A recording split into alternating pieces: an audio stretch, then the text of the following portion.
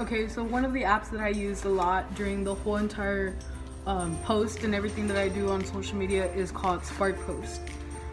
You can find it on the Apple Store, the Google Play Store, and it's also a website. So you could just click on sparkpost.com, adobesparkpost.com, and it should appear. To log, you do have to create an account, but it's easy. You don't have to pay for premium. Honestly, you can do a lot without premium. Premium just allows you to do like, oh, the pretty templates and stuff like that. But honestly, I've done everything without premium. I will be investing in it due to college. Like I will need it in college or other times, but you can invest in it. It can really bring you a lot of more opportunities. Another app I like to use a lot, and I recommend you downloading because it's an easy editor just to use, a photo editor. It's called Lensa. It's really efficient. It's very, very convenient. Sorry, my dog is being so needy. But yeah. Yeah, you can use Lensa, and it's honestly the best app I recommend. Anyways, it's free, but you could put you could buy the subscription, and you could edit even better pictures. But honestly, with a little bit of basics of editing, it's honestly the way to go.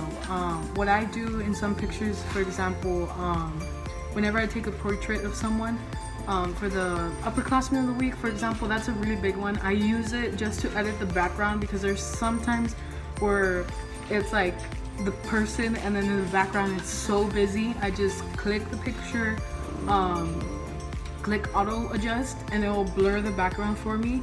And sometimes some pictures, it depends, because some pictures have to have a good quality. For example, it can be very pixelated. If it's very pixelated, it won't allow you to do it. But if you have a really good picture, it'll let you know like, oh, click on it, like auto adjust, and it blurs out the background. You could also do editing, for example, exposure, contrast, saturation, and all that stuff. It's really effective.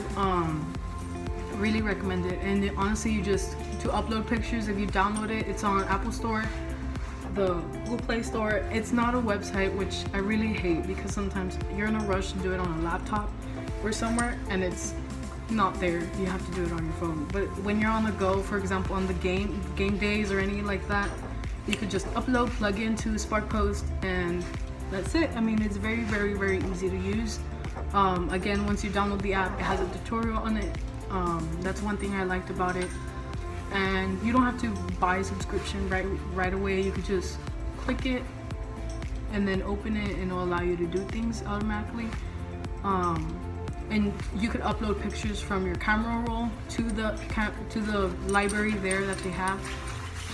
So it's easy just to upload in general. And honestly, I will be creating another video on how to edit a little picture. I'll have examples of how to edit in the upcoming video. So one thing I do recommend is having everything organized in your Google Drive. For example, in the band folder that you have, you can be having announcements, a little folder with announcements. I recommend you doing months, like have July, like basically we start in July. The 2020 season starts in June or July. You could have that, and then just upload pictures here and there, and within that folder of the month, make sure to label the event, because it's very important to label the event, because who knows, like for example, for yearbook or any other, like a scrapbook, for example, you have to find pictures of events and you're like, oh, I don't remember if we took pictures or not. And it's okay if you miss certain events, but I really recommend you to take pictures as much as you can. Whatever big events you have, take pictures, and always put them and upload them to Google Drive, because that's a way to go, honestly. It's easy to upload. And you can also share it with the band directors, with any other person that needs it. For example, yearbook, like we needed pictures, so automatically I had the information and I just plugged them into the system. For other things, the directors, I know Mr. Goya had access to it, and you could easily go through it. Truly, it's the best way to go. And make sure to keep it recent, because you never want to be like, oh, I have these pictures on my phone, and you're taking pictures, and then all of a sudden your phone says out of storage, and you're like, oh my gosh, what do I do? And you go back and delete some pictures, and then you're like, oh, I didn't save them to Google Drive, now what? So yeah, just keep in mind that to save them, because to to save them on Google Drive, because just in case that happens, it's happened to me before where I'm taking pictures of this event and then I'm like, oh, it says storage. Like I don't have enough storage, so I'm like, oh, I have to go back and upload, and then just keep it recent, because honestly, you'll save time doing it. Another app I really recommend using, it's optional, it's up to you technically.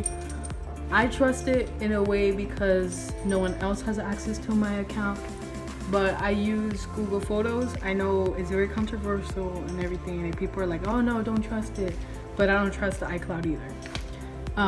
So yeah, I use Google Photos because it backs up my pictures throughout the days or weeks. So if I took a picture, I still have pictures from like last year and they're still uploaded, like they're still there.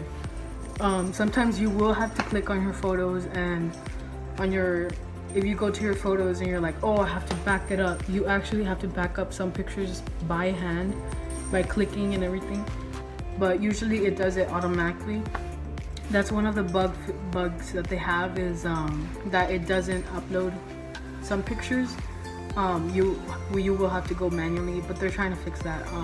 I know the recent update that I had on my phone allowed me to do that now, where I can click on it and save whatever pictures I want on it rather than automatically doing it. But if you click the automatic choice, it automatically does it for you and you don't have to worry about it. But yeah, that's one of the apps that I used a lot, because sometimes throughout the year, let's say I took pictures back in July, and then now it's January and I'm looking for pictures for the yearbook, and I'm like, oh, well, I was like, oh, I can't find these pictures. I know we had, like, I go through there and I'm like, oh, okay, I like this picture, and I go to my Google Drive and I was like, oh, it's not uploaded on my Google Drive, so I uploaded and stuff like that.